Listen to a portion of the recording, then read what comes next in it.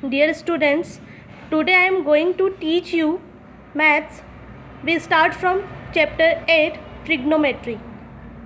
इसको हिंदी में त्रिकोणमितीय बोलते हैं, जो कि 3 वर्ड से मिलकर बना है, ट्राइगोनमेट्री. ट्राई का मतलब होता है 3, gon means side, metry means measurement.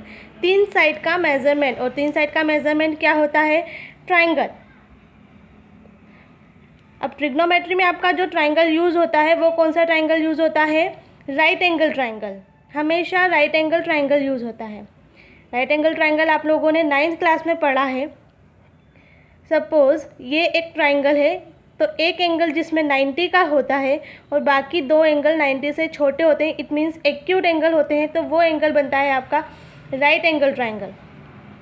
अब ये मैंने एक ट्राइंगल लिया है ABC, इसमें राइट एंगल मेरा ए पर बन रहा है, तो ए के सामने वाली साइड क्या होती है? हाइपोटेनियस, और जो कि सबसे बड़ी साइड, ग्रेटेस्ट साइड होती है राइट एंगल ट्राइंगल की. अब वन मोर थिंग इसमें ऐड हो गई है कि यहाँ पर अगर बोल रही हूँ कि यहाँ कोई एक एंगल बन रहा है, तो उसके सामने वाली साइड क्या होगी? परपेंडिकुलर, और बची हुई साइड बेस. 90 के सामने वाली फिक्स्ड हो गई हाइपोटेनियस. एंगल बी की बात कर रही हूँ, तो बी के सामने वाली साइड परपेंडिकुलर, और बची हुई साइड क्या हो जाएगी? बेस. ऐसे ही एक और ट्राइंगल लिया है ABC, राइट एंगल ए पर है, तो ये फिक्स्ड हो गई हाइपोटेनियस 90 के जस्ट सामने वाली. अब मैं बोल रही हूँ एंगल मेरा बन रहा है C पर, कोई एंगल है वो बन रहा है मेरा C पर, तो C के सामने वाली साइड क्या हो गई? परपेंडिकुलर, और बची हुई साइड क्या हो गई? बेस. आई होप कि इतना आपको समझ में आया होगा. अब ये चैप्टर आपके लिए थोड़ा न्यू है, तो बहुत ध्यान से पढ़िएगा.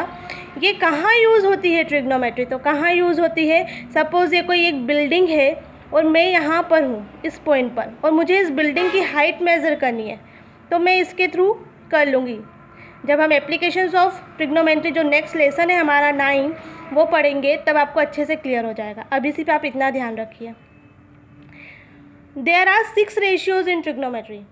साइन थीटा, थीटा एक एंगल है, कोई भी वैल्यू हो सकती है. Sine theta, cos theta, tan theta, cot theta, sec theta, cosec theta.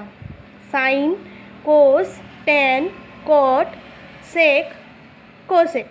अब किन किन साइड का रेशियो किस किस की वैल्यू होती है, तो ये आपको याद रखने के लिए बहुत इजी फॉर्मूला है. पंडित, बद्री, प्रसाद, हर, हर, भोले.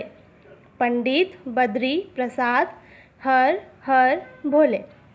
P upon H, perpendicular upon hypotenuse, किसकी वैल्यू होती है? साइन थीटा की. B upon H, cos theta. P upon B, tan theta. अब देखिए, sine theta into cosec theta होता है 1. यहाँ से अगर मैं साइन थीटा की वैल्यू निकालूंगी, तो कोसेक थीटा कहाँ आ जाएगा? 1 के अपॉन में. और कोसेक थीटा की वैल्यू फाइंड करनी हो तो साइन थीटा 1 के अपॉन में. इट मीन्स साइन का रेसिप्रोकल क्या है? कोसेक, और कोसेक का रेसिप्रोकल क्या है? साइन. ऐसे ही tan theta into cot theta 1 होता है, तो टेन का रेसिप्रोकल कोट, और कोट का रेसिप्रोकल टेन. ऐसे ही cos theta into sec theta होता है 1, तो कोस का रेसिप्रोकल 1, और सेक का रेसिप्रोकल कोस का रेसिप्रोकल सेक, और सेक का रेसिप्रोकल कोस.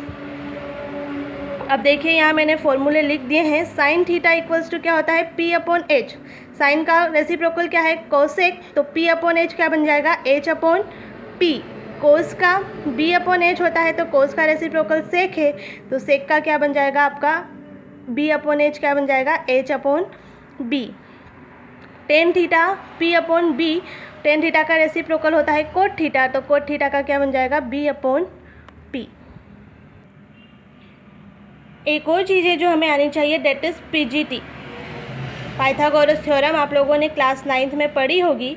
एक बार और रिवाइंड करवा देती हूँ कि क्या होता है. हाइपोटेनियस का स्क्वायर बची हुई 2 साइड यानी परपेंडिकुलर और बेस के स्क्वायर सम के बराबर होती है.